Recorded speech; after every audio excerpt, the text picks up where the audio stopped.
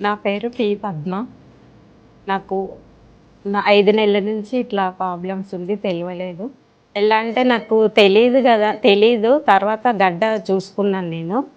దానివల్ల ఆ గడ్డ చూసుకొని అప్పుడు హాస్పిటల్‌కెళ్తే వాళ్ళు టెస్ట్ చేసి అది చెప్పారు రొమ్ము క్యాన్సర్ అని. అప్పుడు అది ట్రీట్మెంట్ అయింది. సర్జరీ చేశారు.